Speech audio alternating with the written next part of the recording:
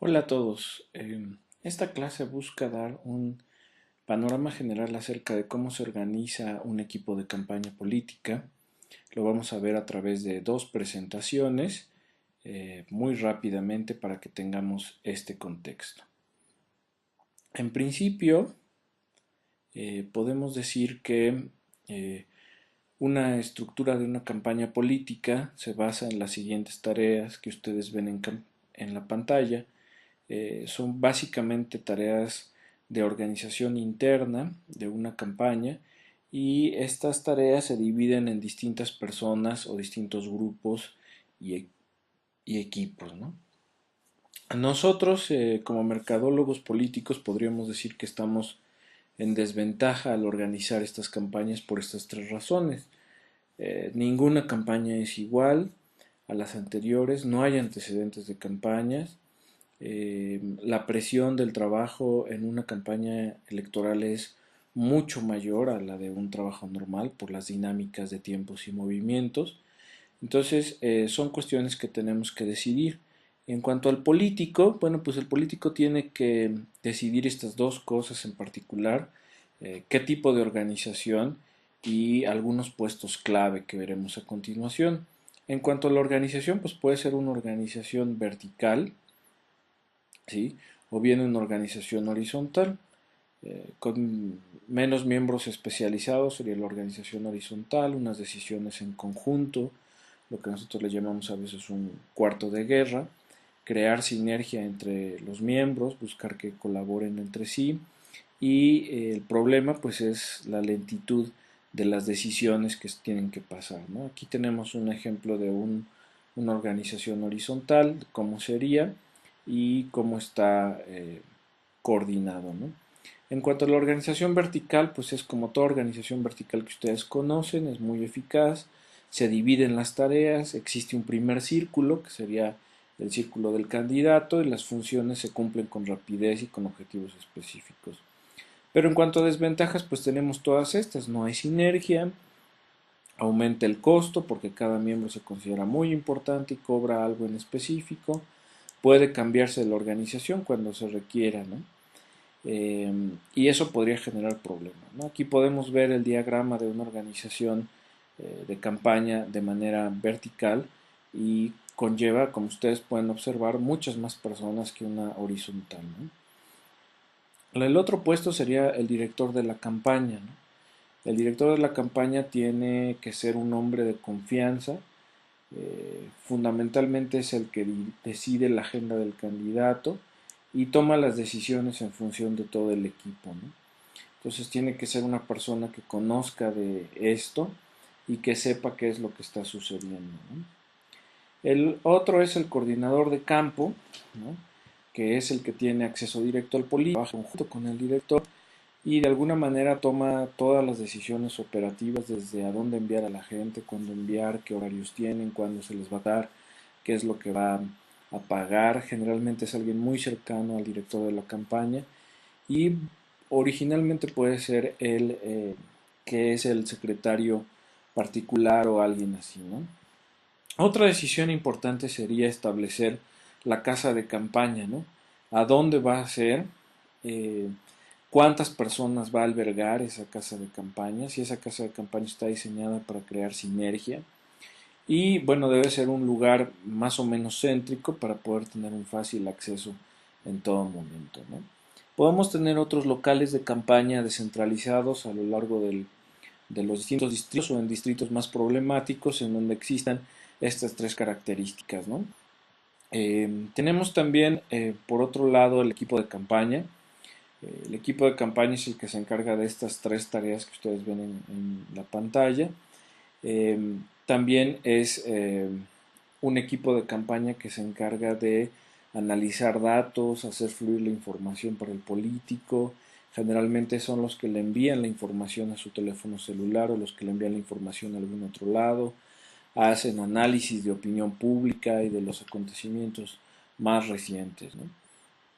Tenemos también un personal que se encarga de la secuencia de la campaña, ¿no? Tradicionalmente en México no tenemos esto, pensamos que puede ser algo más bien eh, que podamos hacer nosotros sobre la marcha, pero bueno, debería de haber algo que dé una correlación o una consistencia a los discursos y las actividades, que haya una coherencia en los discursos y que tú sabes a lo que esté pasando en los tiempos de campaña, ¿no?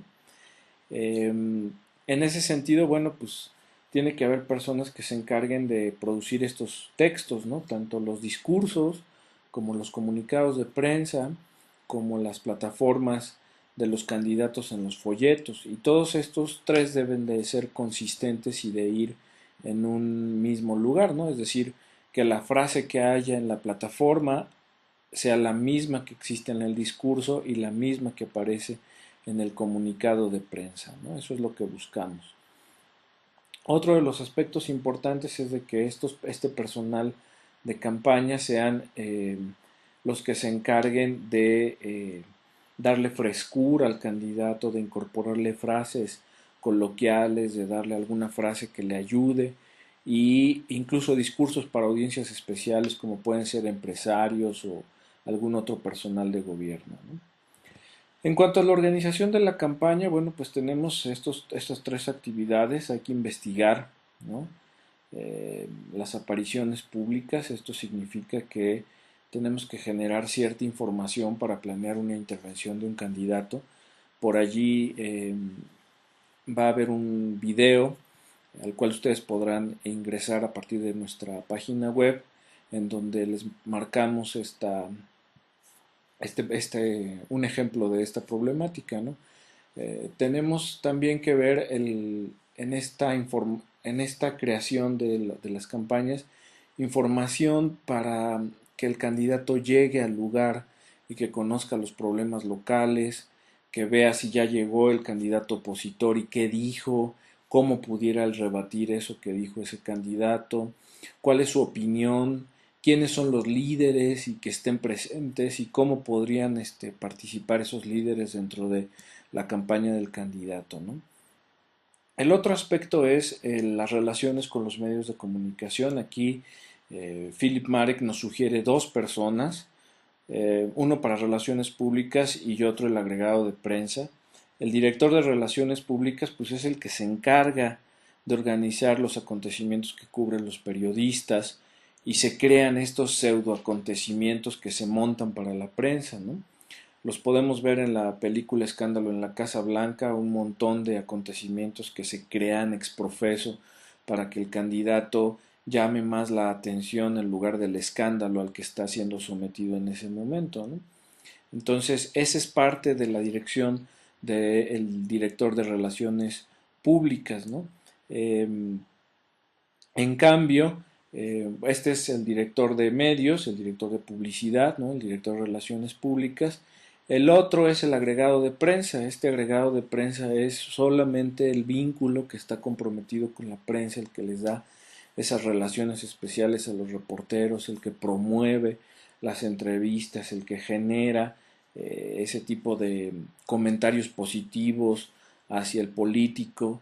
En otras palabras, es el que controla el flujo de la información del político, quien les da información o quienes les niegue información a ciertos periodistas para que lo apoyen, y en algunos casos se trata inclusive de quien redacta los propios comunicados de prensa, ¿no? Ahí tenemos a López Obrador que dice que él ve sus propios tweets y él hace sus propias aportaciones de tweets. Entonces, bueno, pues quizás sea cierto, pero esa es una tarea que debe hacer el agregado de prensa, ¿no? El director de medios, en cambio, pues es el responsable de elegir los medios fundamentalmente electrónicos, ¿no? Negocia con las agencias y con los medios, pacta las entrevistas. Hoy en día este director de medios también puede ser considerado como el director de redes sociales o el que tiene una dirección de política a través de Internet, ¿no? Entonces podríamos allí incluso ponerlo, ¿no?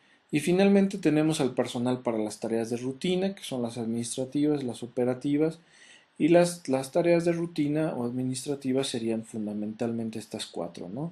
La administración de la campaña, los fondos de la campaña o las finanzas, la cuestión jurídica, ¿no? Para generar un aspecto legal y tratar de que todo esté en regla, y una parte de departamento de personal, ¿no? Bueno, pues con esto terminamos esta primera parte. Vamos a ver también un video que va a estar allí que nos ilustra acerca de estos elementos.